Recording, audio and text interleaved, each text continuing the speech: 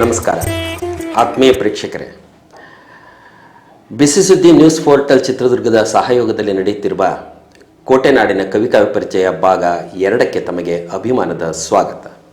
ಆತ್ಮೀಯರೇ, ಮಕ್ಕಳಿದ್ದರೆ ಮನೆ ಚಂದ ಎನ್ನುವ ಮಾತನ್ನು ಕೇಳಿದ್ದೀರಿ. ಆದರೆ ಹಿರಿಯರಿದ್ದರೆ ಆ ಮನೆ ಇನ್ನೂ ಚಂದ ಅನ್ನುವ ಒಂದು ಅನುಭವದ ಮಾತನ್ನು ತಮ್ಮೊಂದಿಗೆ ಹಂಚಿಕೊಳ್ಳುತ್ತಾ, ವಿಭಕ್ತ ಕುಟುಂಬದ ಈ ಹೊತ್ತಿನ ಸಾಮಾಜಿಕ ಘಟನೆಗಳು, ಸಂಘರ್ಷಗಳು, ಸಂಬಂಧಗಳ ಏರುಪೇರುಗಳ ಮಧ್ಯದಲ್ಲಿ ಹಿರಿಯರೊಳಗೆ ಬದುಕುವ, ಅವರ ಜೀವನಾನುಭವವನ್ನು ಹಂಚಿಕೊಳ್ಳುವ, ಸಂಸ್ಕಾರವಂತ ಬದುಕನ್ನು ಕಟ್ಟಿಕೊಳ್ಳುವ ಸೌಭಾಗ್ಯ ಎಲ್ಲರಿಗೂ ದೊರೆಯುವುದಿಲ್ಲ. ದೊರೆತವರು ಬಹುಶಃ ಭಾಗ್ಯವಂತರೆಂದೇ ಭಾವಿಸುತ್ತೇನೆ. ಅಂತೆಯೇ ಈ ದಿನ ನಮ್ಮ ಈ ಕಾರ್ಯಕ್ರಮಕ್ಕೆ ಆಗಮಿಸಿರುವಂತಹ ವ್ಯಕ್ತಿಗಳು ಅಂತೇಳಿದರೆ ಬಹುದೊಡ್ಡ ಇತಿಹಾಸವನ್ನು ಹೊಂದಿರುವ, ಸಂಸ್ಕಾರವಂತ ಬದುಕು ಹೇಗಿದ್ದರೆ ಚೆನ್ನ ಎನ್ನುವುದನ್ನು ಮೆಲುಕು ಹಾಕುವ ಹಿರಿಜೀವ TC ಹಳ್ಳಿ ಹಿರಿಯೂರಿನಿಂದ ಆಗಮಿಸಿರುವಂತಹ, ಈಗ ಹಾಲಿ ಚಳ್ಳಕೆರೆಯಲ್ಲಿ ವಾಸ ಮಾಡುತ್ತಿರುವಂಥವರು ಟಿ ತಿಪ್ಪೇರುದ್ರಪ್ಪನವರು. ಹಿರಿಯರಾದವರನ್ನು ಈ ಕಾರ್ಯಕ್ರಮಕ್ಕೆ ಬರಮಾಡ್ಕೊಳ್ತೇನೆ. ಸರ್, ತಮಗೆ ಅಭಿಮಾನದ ಸ್ವಾಗತ. ಶರಣಾರ್ಥಿ. ಹಾಗೆ ನಾನು ಕೂಡ ನಿಮಗೆ ಕೃತಜ್ಞತಾಪೂರ್ವಕವಾದ ಧನ್ಯವಾದಗಳನ್ನು ಅರ್ಪಿಸಬೇಕು. ಯಾಕೆಂದರೆ ನನ್ನಂಥ ಒಬ್ಬ ಅಜ್ಞಾತ ಅನಾಮಿಕ ವ್ಯಕ್ತಿಯನ್ನು ಕರೆಸಿ ನೀವು ಸಂದರ್ಶನ ಮಾಡೋದ್ರ ಮೂಲಕ ಈ ಸಮಾಜಕ್ಕೆ ಪರಿಚಯ ಮಾಡಿಕೊಡ್ತಿದ್ದಾರೆ. ಅದಕ್ಕಾಗಿ ನಿಮಗೆ ಮತ್ತೊಮ್ಮೆ ಧನ್ಯವಾದಗಳು. ಖಂಡಿತ. ನಮ್ಮ ಕೋಟೆನಾಡಿನ ಕಾವ್ಯ ಪರಿಚಯದ ಉದ್ದೇಶವೇ ಅದು. ಅಜ್ಞಾತವಾಗಿರುವ, ಪರಿಚಯವಿರದ, ವೇದಿಕೆಗಳು ಲಭ್ಯವಿರದ, ಯಾರೂ ಗುರುತಿಸದಿರುವಂತಹ ಪ್ರತಿಭಾವಂತರನ್ನ, ಹಿರಿಯರನ್ನ, ಅನುಭವಿಗಳನ್ನು ಕರಿಬೇಕು ಅನ್ನುವ ಆಶಯದೊಂದಿಗೆ ಈಗ ಭಾಗ 2 ಕಾರ್ಯಕ್ರಮವನ್ನು ಮುಂದುವರಿಸ್ತಾ ಇದ್ದೇವೆ. ಈ ಕಾರ್ಯಕ್ರಮಕ್ಕೆ ತಮ್ಮನ್ನು ಬರಮಾಡಿಕೊಳ್ತಾ, ತಮ್ಮಲ್ಲಿ ನಿಮ್ಮ ಬಾಲ್ಯದ ಬದುಕನ್ನು ಈ ಹೊತ್ತಿನವರೆಗಿನ ಸುಮಾರು 78 ವರ್ಷಗಳ ಏರು ಯೌವನದ ಈ ವಯಸ್ಸಿನಲ್ಲಿ ಹುಡುಗರಂತೆ ಅತ್ಯಂತ ಕಳಕಳಿಯಿಂದ ಮತ್ತು ನಗುಮುಖದಿಂದ ಬಂದಿದ್ದೀರಿ. ಶ್ವೇತವಸ್ತ್ರಧಾರಿಗಳಾಗಿದ್ದೀರಿ. ಒಂದು ರೀತಿಯ ಆದರ್ಶವಾದಂತಹ ಗೌರವಿತ ಭಾವನೆ ನಮಗೆ ನಿಮ್ಮ ಮೇಲೆ ಮೂಡ್ತಾ ಇದೆ ಸರ್. ಹಾಗಾಗಿ ನಿಮ್ಮ ಬಾಲ್ಯದಿಂದ ಇಲ್ಲಿಯವರೆಗಿನ ಬದುಕಿನ ಕೆಲವು ಘಟನೆಗಳನ್ನು ಪ್ರೇಕ್ಷಕರೊಂದಿಗೆ ಹಂಚಿಕೊಳ್ಬೇಕು ಅಂತೇಳಿ ನಿಮಗೆ ಮೊದಲ ಪ್ರಶ್ನೆ ಅಂತೇಳಿದರೆ, ನೀವು 78 ವರ್ಷಗಳ ಈ ದಿನದಲ್ಲಿ ಒಮ್ಮೆ ಹಿಂತಿರುಗಿ ನೋಡಿದರೆ, ನೀವು ಬಂದದ್ದು ಒಂದು ರೈತ ಕುಟುಂಬದ ಮಗನಾಗಿ, ಆ ಕುಟುಂಬದ ಹಿನ್ನೆಲೆಯಲ್ಲಿ ನಿಮ್ಮ ಬಾಲ್ಯವನ್ನು ಕಟ್ಟಿಕೊಂಡದ್ದು ಹೇಗೆ?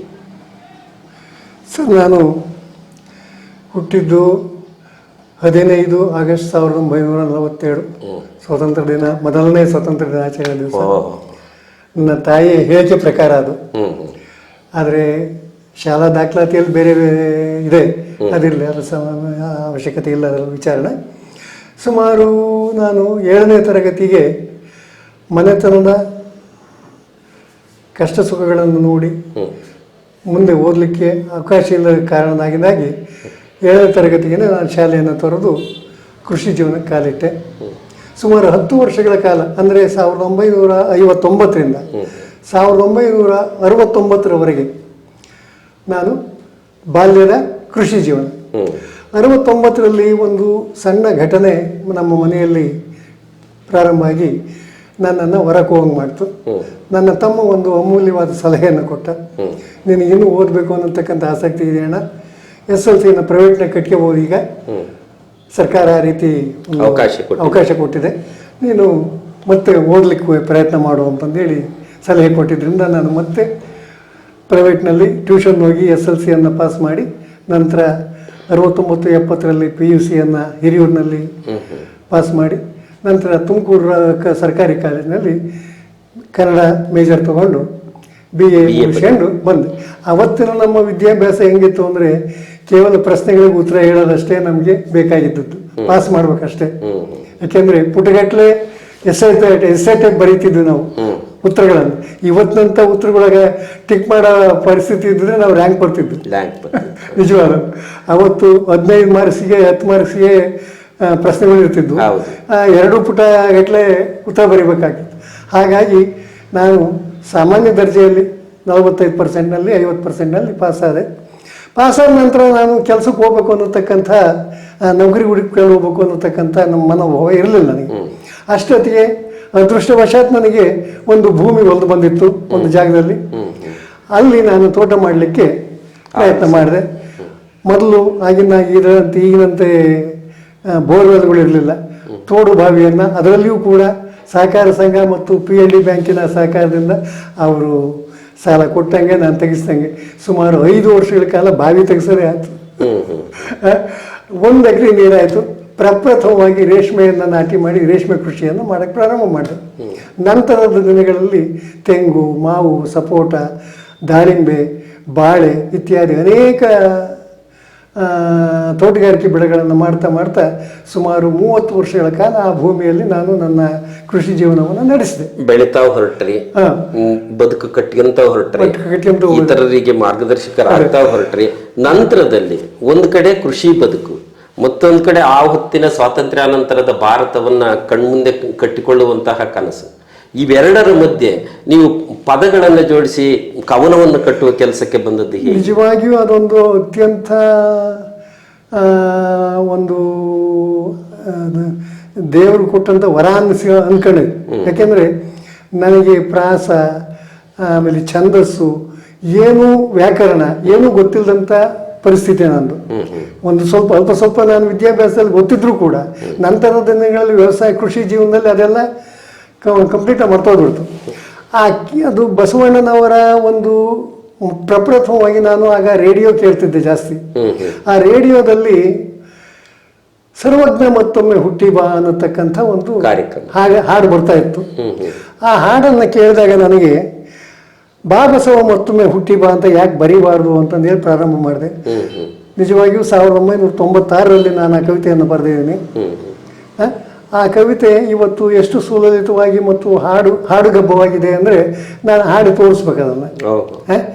ಅದು ಹಾಗೆ ಬರಿತಾ ಸುಮಾರು 13 ಕವಿತೆಗಳನ್ನು ಬಸವಣ್ಣನವರನ್ನೇ ಕುರಿತು ಬರೆದಿರ್ತಕ್ಕಂಥ ಕವಿತೆಗಳು ಇದ್ದಾವೆ. ಉಳಿದಂತೆ ಸುಮಾರು ಒಂದು 25 ಕವನಗಳು ನನ್ನ ದೇಶಭಕ್ತಿ ಗೀತೆ ಇರ್ಬೋದು, ಒಬ್ಬ ತಂದೆಯಾಗಿ, ಒಬ್ಬ ತಾತನಾಗಿ, ದೈವಭಕ್ತನಾಗಿ ಎಲ್ಲ ಕವಿತೆಗಳು ಕೂಡ ಅದರಲ್ಲಿದ್ದಾವೆ. ಅದರ ಒಟ್ಟು ಸಂಗ್ರಹವೇ ಈ ನನ್ನ ಅಕ್ಷರ ತೀರ್ಥ ಅನ್ನತಕ್ಕಂಥ ಒಂದು ಕವಿತಾ ಸಂಕಲನ. ಇದನ್ನು ಕೂಡ ನಾನು ಪ್ರಿಂಟ್ ಮಾಡ್ತೇನೆ ಅಂತಕ್ಕಂಥ ಅಥವಾ ಮುದ್ರಣ ಮಾಡ್ತೇನೆ ಅಂತಕ್ಕಂಥ ಶಕ್ತಿ ಇರಲಿಲ್ಲ. ನನ್ನ ತಮ್ಮನ ಸಹಕಾರದಿಂದ ಮತ್ತು ವಿದೇಶದಲ್ಲಿರ್ತಕ್ಕಂಥ ಒಬ್ಬ ನನ್ನ ತಮ್ಮನ ಸ್ನೇಹಿತನ ಸಹಕಾರದಿಂದ ನಾನು ಅದನ್ನು ಹೊರಗೆ ತಂದೆ. ಇಷ್ಟೆಲ್ಲ ಬರಿತಾ ಹೊರಟ್ರಿ. ಒಂದಷ್ಟು ವ್ಯಾಕರಣನೇ ಗೊತ್ತಿಲ್ಲದ ಅಲ್ಪ ಸ್ವಲ್ಪ ಓದು ಬರಹ ಕಟ್ಟಿಕೊಂಡಂತಹ ಒಬ್ಬ ರೈತಾಪಿ ಕುಟುಂಬದ ಯುವಕ ಅಥವಾ ಹುಡುಗ ಅಥವಾ ಕವಿ ಅಬ್ದುಲ್ ಕಲಾಂರಂತಹ ಮಹಾನ್ ವ್ಯಕ್ತಿಯ ಒಂದು ಕವಿತೆಗೆ ತಮ್ಮ ಒಂದು ಕುಂಚ ಅಂದರೆ ಲೇಖನದಿಂದ ಒಂದು ಹೊಸತನವನ್ನು ಮೂಡಿಸಿದ್ರಿ ಅಂತ ಕೇಳಿದೆ. ಅದು ಹೇಗೆ ಸಾಧ್ಯ? ನೋಡ್ರಿ, ಭಾಳ ಅಬ್ದುಲ್ ಕಲಾಂರವರು ಇಂಗ್ಲೀಷ್ ಕೂಡ ಅಷ್ಟು ಸರಳವಾಗಿತ್ತು. ಬೇರೆಯವರ ಇಂಗ್ಲೀಷನ್ನು ಅರ್ಥ ಮಾಡ್ಕೊಬೇಕಾಗಲ್ಲ. ಕೊನೆಗೆ ಹೇಳ್ತೀನಿ ಅಂದರೆ ಇವತ್ತು ನಾನೇನು ವಿರೋಧಕ್ಕಾಗಿ ಹೇಳೋ ಮಾತಲ್ಲ. ಇವತ್ತು ನನಗೆ ಕುವೆಂಪು ಅವರ ರಾಮಾಯಣ ದರ್ಶನ ಕೃತಿಯನ್ನು ಅರ್ಥ ಮಾಡ್ಕೊಳಕ್ಕಾಗಲ್ಲ. ಕನ್ನಡದಲ್ಲೇ ಇದ್ದರೂ ನನ್ನ ಮಾತೃಭಾಷೆಯಲ್ಲಿದ್ದರೂ ಕೂಡ ಆ ಒಂದು ಕಾವ್ಯವನ್ನು ಅರ್ಥ ಮಾಡ್ಕೊಂಬುವಷ್ಟು ಸುಲಲಿತವಾಗಿಲ್ಲ ಆ ಭಾಷೆ. ಆದರೆ ಆ ಒಂದು ಅಬ್ದುಲ್ ಕಲಾಂ ಅವರ ಇಂಗ್ಲೀಷು ಅಷ್ಟು ಸುಲಲಿತವಾಗಿ ಅರ್ಥವಾಯಿತು. ಅದರ ಭಾವವನ್ನು ತುಂಬಿ ಭಾರತ ದರ್ಶನ, ವಿಷನ್ ಆಫ್ ಇಂಡಿಯಾ ಅನ್ನತಕ್ಕಂಥ ಇಂಗ್ಲೀಷ್ ಕವನವನ್ನು ಭಾರತ ದರ್ಶನ ಅನ್ನತಕ್ಕಂಥ ಹೆಸರಿನಲ್ಲಿ ನಾನು ಅದನ್ನು ಟ್ರಾನ್ಸ್ಲೇಟ್ ಮಾಡಿದೆ. ಅದನ್ನು ಬರೆದಾದ್ಮೇಲೆ ನೀವು ಆ ಕವನವನ್ನು ಓದ್ತಾ ಕೂತಾಗ ಏನು ಅನ್ನಿಸ್ತಾ ಇತ್ತು ನಿಮಗೆ? ಈ ಕವನವನ್ನು ನಾನು ಈ ಮಟ್ಟಕ್ಕೆ ಬರೆದಿದ್ದೀನಿ ಅಂತ ಅಂದಾಗ, ಒಬ್ಬ ಓದುಗನಾಗಿ ಮತ್ತೆ ಓದಿದಾಗ ನಿಮ್ಗೆ ಆದಂತಹ ಸಂತೋಷ? ತುಂಬ ಸಂತೋಷ ಆಯಿತು. ಇಷ್ಟರ ಮಟ್ಟಿಗೆ ನಾನು ಬರ್ನಲ್ಲ ಅನ್ನತಕ್ಕಂಥ ಸಂತೋಷವನ್ನು ಬಿಟ್ಟರೆ ನಾನು ಅದನ್ನು ಪ್ರಕಟಗೊಳಿಸ್ತೀನಿ ಅಂತಕ್ಕಂಥ ಒಂದು ಯಾವುದೇ ಹಿನ್ನೆಲೆ ನನಗಿರಲಿಲ್ಲ ನಿಜವಾಗಿಯೂ. ಅದೊಂದು ನಾನು ಕವಿತೆಗಳನ್ನು ಬರೆದಿದ್ದು ಕೂಡ ಅಷ್ಟೇ ಆಕಸ್ಮಿಕ, ಮತ್ತು ಆ ಪುಸ್ತಕವನ್ನು ಮುದ್ರಣಕ್ಕೆ ತಂದಿದ್ದು ಕೂಡ ಅಷ್ಟೇ ಆಕಸ್ಮಿಕ ನಿಜವಾಗಿ. ಜೊತೆಗೆ ಇದ್ರ ಜೊತೆಯಲ್ಲಿ ಸಾಂಸಾರಿಕ ಜವಾಬ್ದಾರಿಗಳು ಹೆಚ್ಚಾಯಿತು, ಒಂದಷ್ಟು ನೋಡುವ ನೋಟ ಹೆಚ್ಚಾಯಿತು, ನಿಮ್ಮ ಅನುಭವ ಹೆಚ್ಚಾಯಿತು. ಆ ಸಂದರ್ಭದಲ್ಲಿ ನಿಮ್ಮ ವಯಸ್ಸಿನ ಏರಿಕೆ ಮತ್ತು ಅನುಭವದ ಏರಿಕೆಯ ಆಧಾರದಲ್ಲಿ ನೋಡೋದಾದರೆ ವಚನ ಸಾಹಿತ್ಯ ನಿಮ್ಮನ್ನು ಹೇಗೆ ಸೆಳೆಯಿತು? ವಚನ ಸಾಹಿತ್ಯ ನನ್ನ ತನು, ಮನ, ಭಾವ, ಹೃದಯಗಳಲ್ಲಿ ತುಂಬಿ ತುಳುಕ್ತಾ ಇದೆ.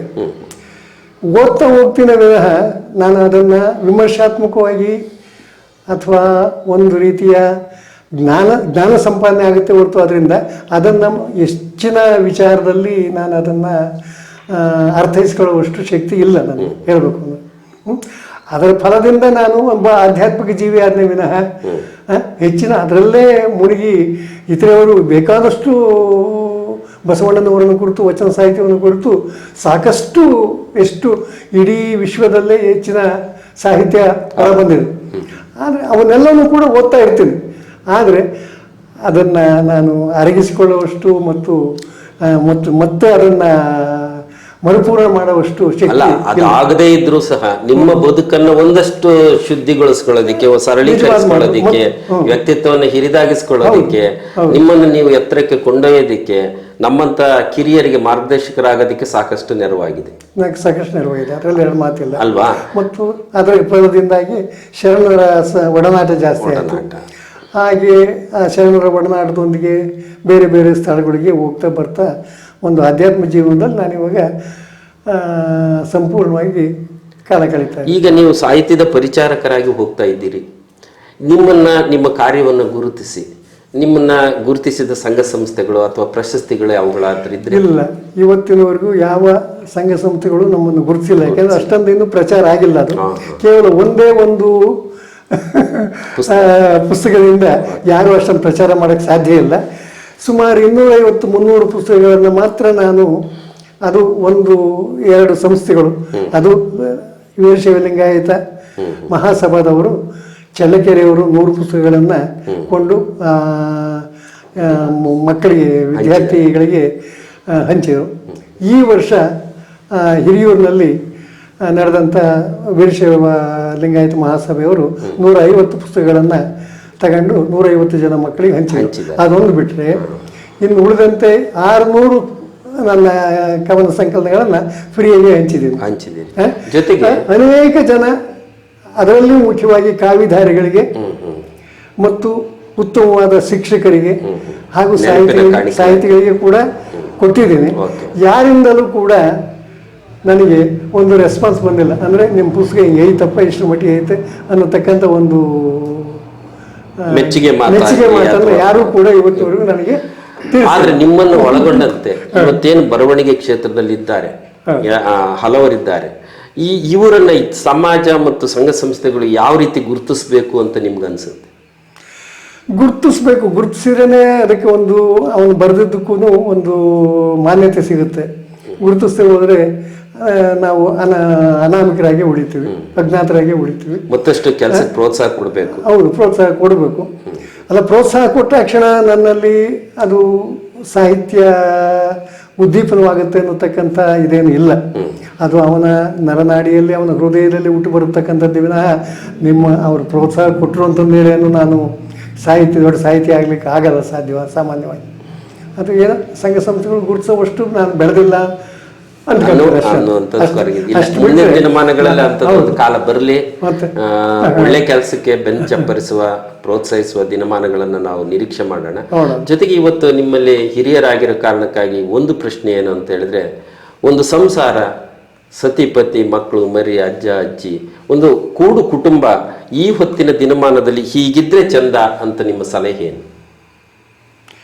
ಹೌದು, ಕೂಡು ಕುಟುಂಬಗಳು ಇವತ್ತು ಎಲ್ಲ ಜೀರ್ಣಿಸ್ತಾ ಇದ್ದಾವೆ. ಎಲ್ಲಿಯೂ ಕೂಡ ಎಲ್ಲ ವೃದ್ಧಾಶ್ರಮಗಳನ್ನು ಸೇರಿಸ್ತಾ ಇದ್ದಾರೆ. ಇದು ಬಹಳ ದುಃಖಕರವಾದ ವಿಚಾರ.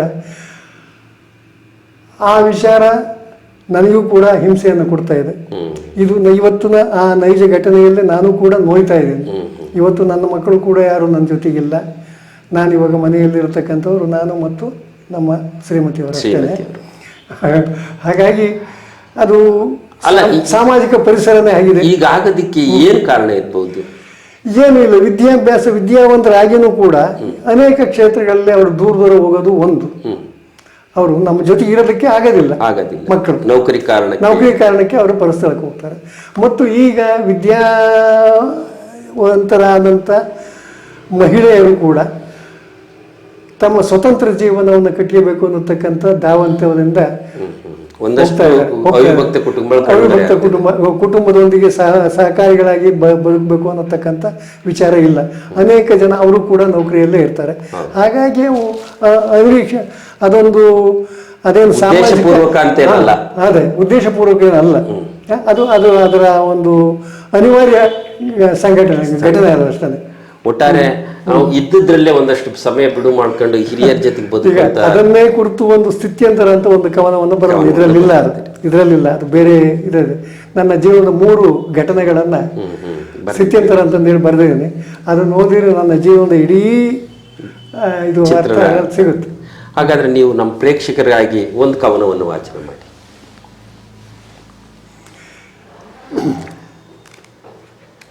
ನಿಮ್ಮ ಈಗ ವಾಚನ ಮಾಡುವ ಕವನದ ಶೀರ್ಷಿಕೆ? ನನಗೆ ಬಸವಣ್ಣನವರನ್ನು ಕುರಿತು ಬರೆದಿರ್ತಕ್ಕಂಥ ಇದರಲ್ಲಿ ನಾನೀಗ ಸಂಪೂರ್ಣವಾಗಿ ತನ್ಮಯನಾಗಿರ್ತಕ್ಕಂಥ ಕವಿತೆ ಅಂದರೆ ಎಮ್ಮ ತನು ಮನ ಭಾವಗಳಲ್ಲಿ ತುಂಬಿ ತುಳುಕುವ ಬಸವಣ್ಣ. ಇದನ್ನೇ ಹೇಳ್ತೀನಿ ನಾನು. ಎಮ್ಮ ತನು ಮನ ಭಾವಗಳಲ್ಲಿ ತುಂಬಿ ತುಳುಕುವ ಬಸವನೇ, ಕರುಣೆಯಿಂದಲಿ ಕಾವುದೆಮ್ಮನು ಪ್ರೇಮ ಸಾಗರನೇ, ಪ್ರೇಮ ಸಾಗರನೇ. ಧವಳ ದೇಹಿಯೇ ದಯಾಮೂರ್ತಿಯೇ, ಶ್ವೇತವಸ್ತ್ರವ ಧರಿಸಿದಂತಹ ಭವ್ಯ ನಿಲುವಿನ ಬಸವನೇ,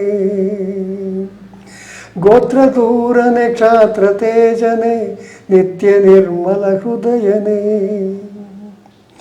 ಶಿವನ ತೇಜವೇ ತುಂಬಿ ತುಳುಕುವ ಪದ್ಮ ಪಲ್ಲವ ನೇತ್ರನೇ,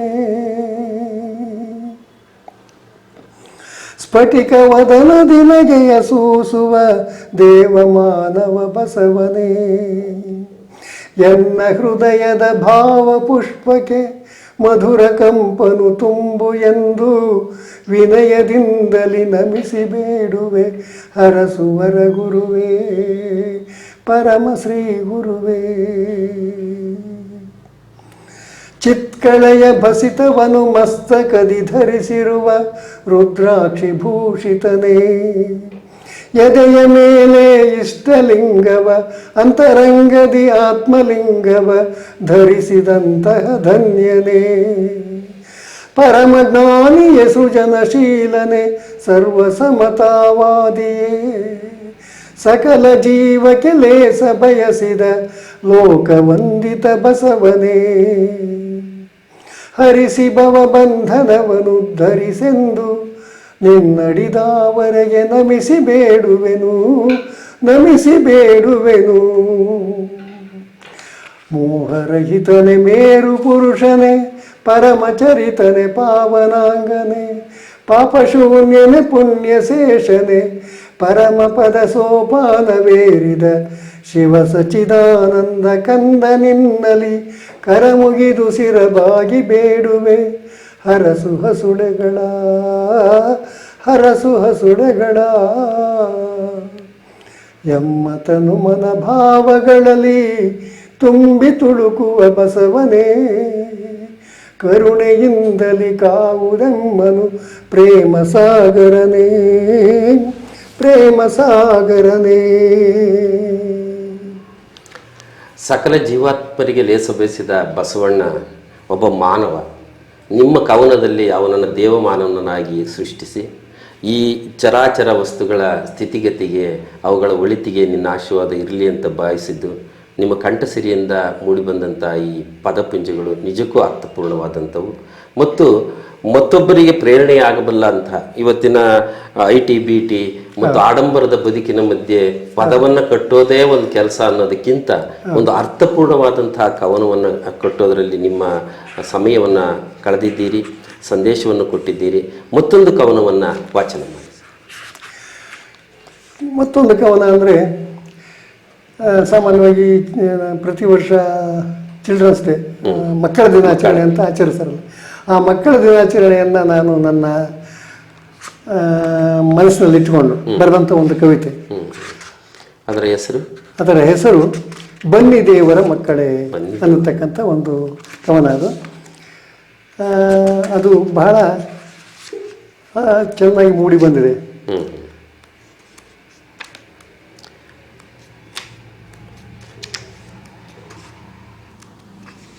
ಬನ್ನಿ ದೇವರ ಮಕ್ಕಳೇ.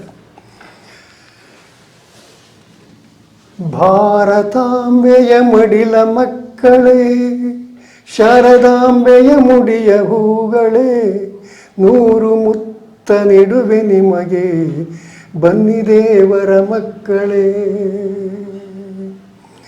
ಭಾರತಾಂಬೆಯ ಮಡಿಲ ಮಕ್ಕಳೇ, ಶಾರದಾಂಬೆಯ ಮುಡಿಯ ಹೂಗಳೇ, 100 ಮುತ್ತ ನೀಡುವೆ ನಿಮಗೆ, ಬನ್ನಿ ದೇವರ ಮಕ್ಕಳೇ.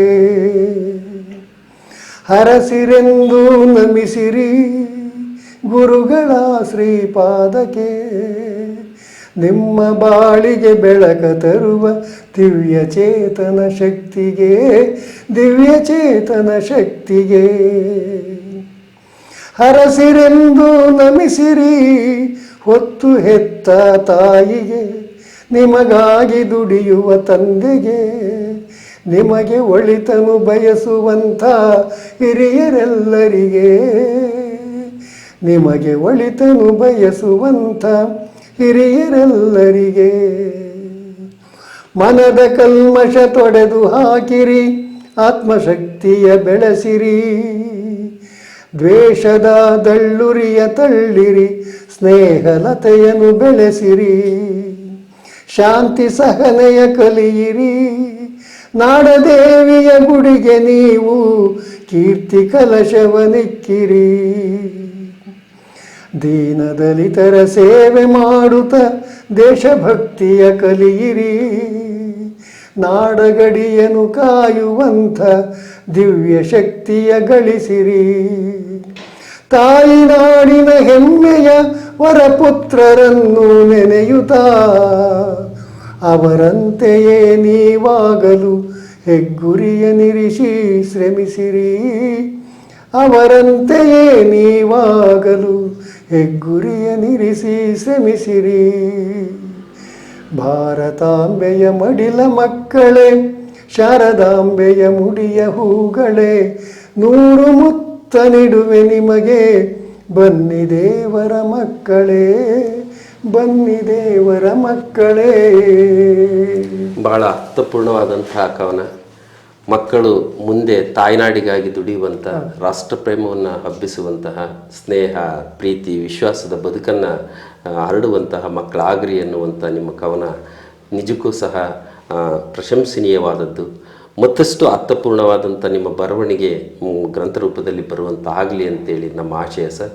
ಈ ಹೊತ್ತು ನನಗೆ ಭಾಳ ಸಂತೋಷ ಏನು ಅಂತೇಳಿದ್ರೆ, ಆಗಸ್ಟ್ ತಿಂಗಳಲ್ಲೇ ಹುಟ್ಟಿದಂತಹ ಒಬ್ಬ ಹಿರಿಜೀವದ ಜೊತೆಯಲ್ಲಿ ಕುಳಿತು ಮಾತನಾಡಿದ್ದು ಮತ್ತು ನಮ್ಮ ಬಳಗಕ್ಕೆ ಕರೆಗೆ ಹೋಗೊಟ್ಟು ನೀವು ಬಂದು ನಿಮ್ಮ ಅನಿಸಿಕೆಗಳನ್ನು ಹಂಚಿಕೊಂಡಿದ್ದು, ಮತ್ತಷ್ಟು ಮಾತನಾಡಬೇಕನ್ನುವಂಥ ಹಂಬಲ ಇದ್ದರೂ ಸಹ ಕಾಲಮಿತಿಗೆ ಒಳಪಟ್ಟು ಕಾರ್ಯಕ್ರಮಕ್ಕೆ ಕೊನೆಯ ಮಾತುಗಳನ್ನು ಆಡೋಣ. ಈ ಹೊತ್ತಿನ ಈ ಸಂದರ್ಭಕ್ಕಾಗಿ ನಮ್ಮ ಬಿಸಿ ಸುದ್ದಿ ವಾಹಿನಿಯ ಬಳಗದ ಪರವಾಗಿ ಮತ್ತು ಪ್ರೇಕ್ಷಕರ ಪರವಾಗಿ ನಿಮಗೆ ತುಂಬು ಹೃದಯದ ಧನ್ಯವಾದಗಳು. ಧನ್ಯವಾದಗಳು. ಆತ್ಮೀಯ ಪ್ರೇಕ್ಷಕರೇ, ಕೇಳಿದ್ರಲ್ಲ, ಹಿರಿಯರ ಮಾತು ಒಂದಷ್ಟು ವೇದವಾಕ್ಯ ಇದ್ದಂತೆ, ಒಂದಷ್ಟನ್ನು ನಮ್ಮ ಬದುಕಿನಲ್ಲಿ ಅಳವಡಿಸಿಕೊಳ್ಳೋದ್ರ ಮೂಲಕ ಅವರಿಗೆ ಮತ್ತು ಅಂಥ ಅನುಭವದ ನುಡಿಗಳಿಗೆ ನಾವು ಕೃತಜ್ಞರಾಗೋಣ ಅಂತ ಹೇಳ್ತಾ, ಮತ್ತೊಮ್ಮೆ ಮುಂದಿನ ವಾರ ಬೇರೊಬ್ಬ ಕವಿ ಮಿತ್ರರೊಂದಿಗೆ ಭೇಟಿಯಾಗ್ತೀನಿ. ಧನ್ಯವಾದ.